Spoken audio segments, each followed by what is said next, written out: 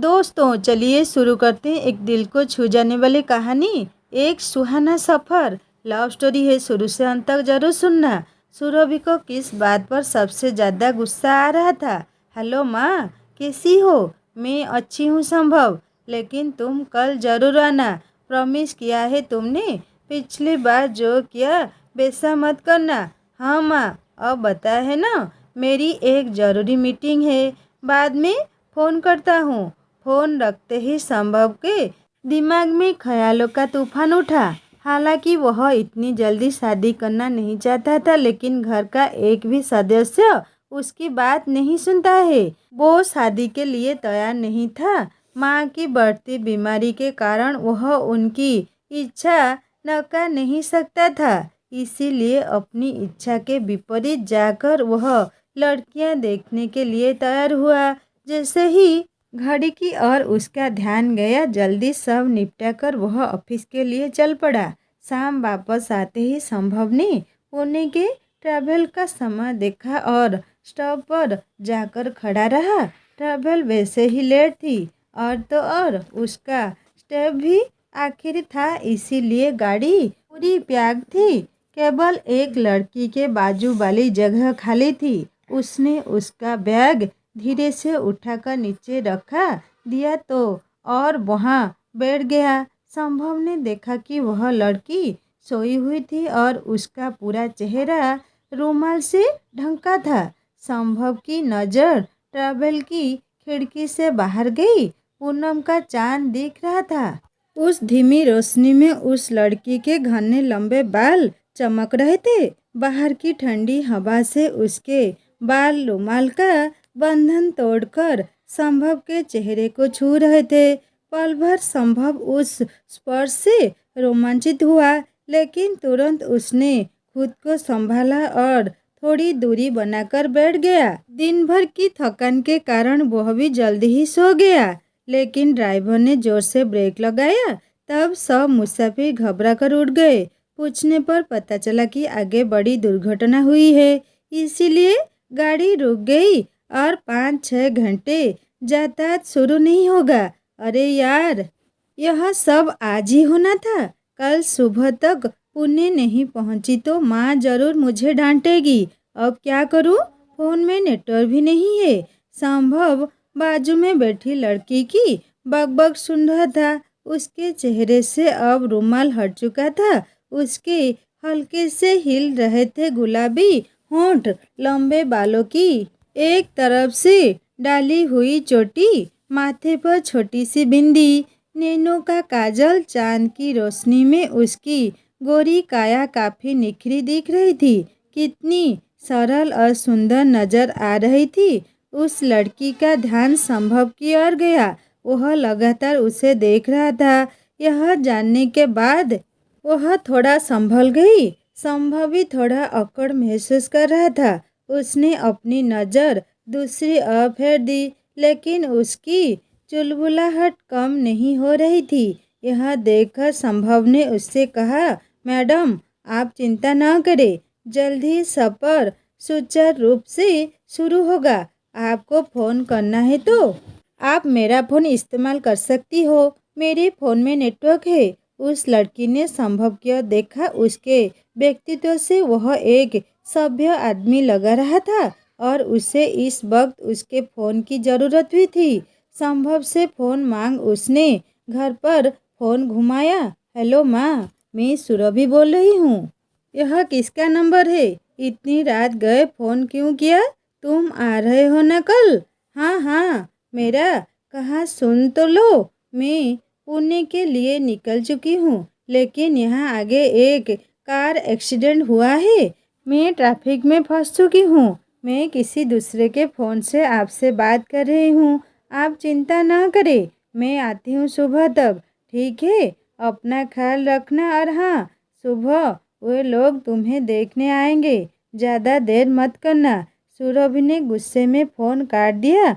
मैं यहाँ उलझन में फंस चुकी हूँ और इन्हें तो उन मेहमानों की ही पड़ी है। संभव उसकी ओर देख रहा था। गुस्से में वह निहायत खूबसूरत नजर आ रही थी। नाम भी उसका कितना खूबसूरत था सुरभि। सॉरी, मैंने अपना गुस्सा आपके फ़ोन पर निकाला। सुरभि की आवाज़ से संभव ने अपना होश संभाला। इट्स ओके, लेकिन आप चिंता मत कीजिए, सुबह तक आप पुणे पहुंच जाओगी। सॉरी, मैंने आपकी बातें सुन ली। बाय द वे, मैं संभव, मैं भी पुणे जा रहा हूँ। मैं सुरभि आपकी बहुत आभारी हूँ कि आपके फ़ोन के कारण मैं घर फ़ोन कर सकी। तभी बस में से एक लड़कों का ग्रुप सामान लेकर नीचे उतर रहा था। संभव ने उनसे पूछा, यह क्या, आप सब कहाँ जा रहे हो? देखो भैया, हम हर दम इसी रास्ते से सफ़र करते हैं। यहाँ हमेशा ट्रैफिक जाम रहता है। यहाँ 2-3 किलोमीटर पर पगडंडी रास्ता है। आगे छोटी छोटी गाड़ियाँ मिल जाती है पुणे जाने के लिए। उधर जा रहे हैं हम, लेकिन इतने अंधेरे में रास्ता महफूज है क्या? हाँ, हम कई बार जाते हैं इस रास्ते से और हमारे पास टॉर्च भी है। संभव ने सुरभि की और देखा।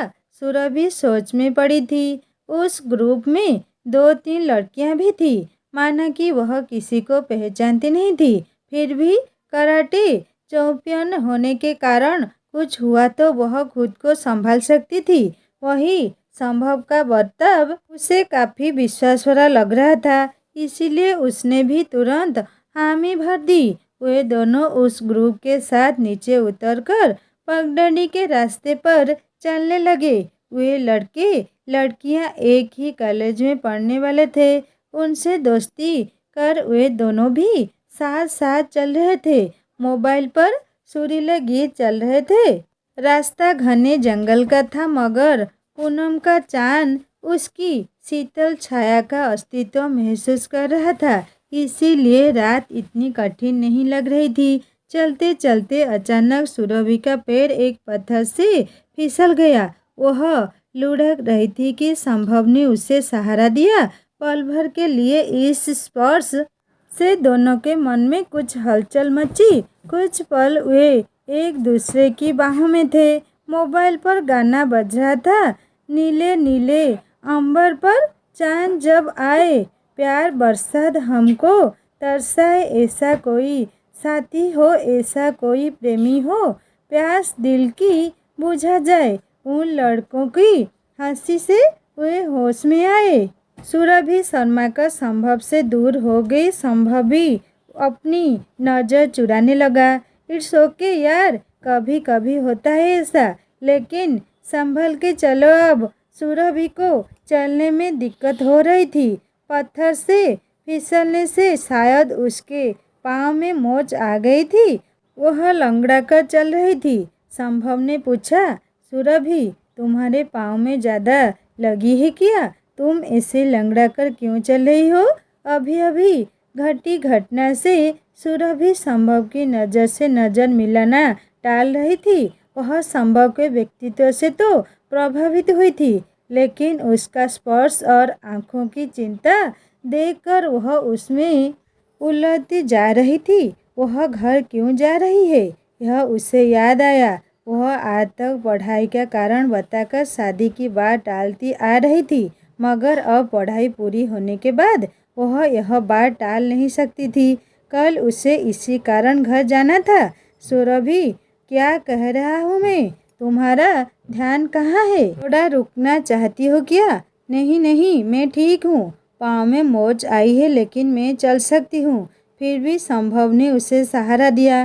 देखो सुरभि, हमारी पहचान बस कुछ घंटों पहले ही हुई है, लेकिन तुम्हें पुणे तक महफूज ले जाना मैं अपनी जिम्मेदारी समझता हूँ। तुम कुछ अलग मत सोचो। चलो। संभव का हाथ उसके हाथ में था। क्या था उस पर्स में? विश्वास, दोस्ती, चिंता। सुरभि उसे न नहीं कह सकी। हालांकि संभव पहली बार किसी लड़की के साथ ऐसा बर्ताव कर रहा था, लेकिन सुरभि के बारे में उसे क्या महसूस हो रहा था, यह वह नहीं जानता था। उसकी हर अदा, बोलने का स्टाइल, उसके हाथ का कोमल स्पर्श और सबसे अहम कि उसका संभव के प्रति विश्वास, इन सब के बारे में वह सोच रहा था। संभव तुम्हें मेरे कारण काफ़ी परेशानी उठानी पड़ रही है ना।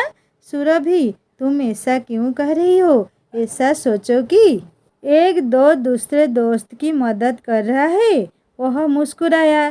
तुम्हारी यह मुस्कुराहट किलर है क्या? वह क्या बोल गई? यह उसके ध्यान में आते ही उसने अपनी जबान दांतों तले दबाई। फिर संभव ने हंसकर उसकी ओर देखा। कॉलेज के ग्रुप के साथ बातें करते करते सफ़र कब ख़त्म हो गया इसका पता नहीं चला। वे जंगल से बाहर आकर एक छोटे रास्ते पर आए। वहाँ एक छोटा सा होटल था। संभव और सुरभि ने अपना ऑर्डर दिया। सुरभि फ्रेश होकर हाथ पांव धोकर आई। पानी की हल्की बूंदें अभी भी उसके बालों से लिपटी थी। कितनी खूबसूरत दिखती है यार। इसका हर रूप मुझे दीवाना बना रहा है। लेकिन क्या फ़ायदा? इस मुलाकात के बाद हमारी राहें हमेशा के लिए अलग हो जाएगी। सोते हुए संभव के चेहरे पर मायूसी छा गई। संभव, क्या हुआ? इस चांदनी रात में गर्लफ्रेंड की याद आ रही है क्या? सुरभि के चेहरे के शरारती भाव देखकर संभव के मन से तन्हाई के ख्याल कहीं गुम हुए। नहीं, अरे मेरी कोई गर्लफ्रेंड नहीं है। वाओ, खाना खाते हैं। हालांकि यह जान कर सुरभि मन ही मन खुश हुई थी। उसने अभी खुशी में खाना ख़त्म किया। तब तक लड़कों ने गाड़ी बुक कर ली थी। गाड़ी में भी सुरभि संभव के पास ही बैठी थी। यह इस सफ़र का आखिरी दौर था। गाड़ी शुरू होते ही थकान से सुरभि की गर्दन हल्के से संभव के कंधे पर लुढ़क गई। संभव भी थका हुआ था। वह ये खूबसूरत पल अपने मन के किसी कोने में स्टोर करना चाहता था।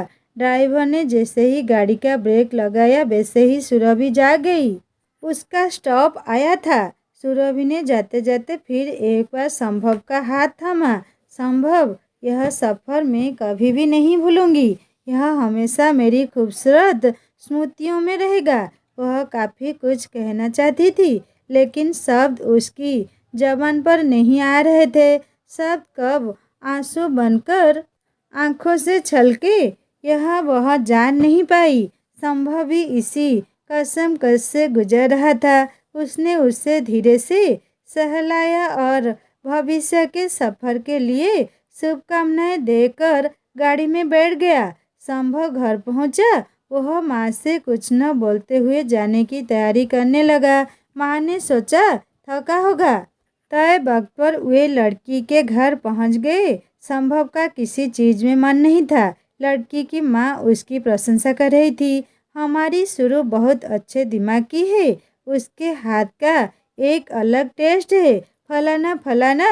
संभव को इन सब बातों से काफ़ी चिढ़ थी। उसकी नज़र से सुरभि का चेहरा हट नहीं रहा था। वह सोचने लगा, माँ को तो मेरी शादी होने से मतलब है। फिर मैं कहीं से भी सुरभि को ढूंढ कर लाऊंगा। उसने अपने मन में ठान लिया और गर्दन ऊपर करके कहा, बंद करो यह सब। मुझे ये शादी वादी नहीं करनी। लेकिन आगे के शब्द वैसे ही होंठों पर रुक गए, क्योंकि सामने चाय की ट्रे लेकर सुरभि खड़ी थी। वह जान गया कि इस घर की सुरु उसकी सुरभि ही थी। क्या हुआ संभव? कुछ कहना है क्या तुम्हें? माँ की आवाज़ से उसने अपने होश संभाले। वह नीचे बैठ गया और बोला, मुझे शादी करनी है माँ। लड़की मुझे पसंद है। उसकी इस बात से सब हैरान रह गए, लेकिन उन्हें उससे भी ज़्यादा खुशी हुई। सुरभि की रात भर रोकर सूजी आंखों में खुशी के आंसू आए थे, लेकिन केवल संभव ही यह देख सका। सब की नज़र से छिपकर इन दो प्रेमी दिलों का मिलन शुरू हुआ था। दोनों एक दूसरे की बाहों में समा जाते हैं। वह कहते हैं ना, दो दिल मिल रहे हैं मगर चुपके चुपके। सबको हो रही है खबर मगर चुपके चुपके। दोस्तों, कहानी कैसी लगी मुझे ज़रूर कमेंट करके बताइएगा। कहानी अच्छी लगी तो लाइक करना, दोस्तों के साथ शेयर करना और सब्सक्राइब करके बेल आइकन दबा देना। और एक नई कहानी जल्दी लेकर आऊँगा। नमस्ते।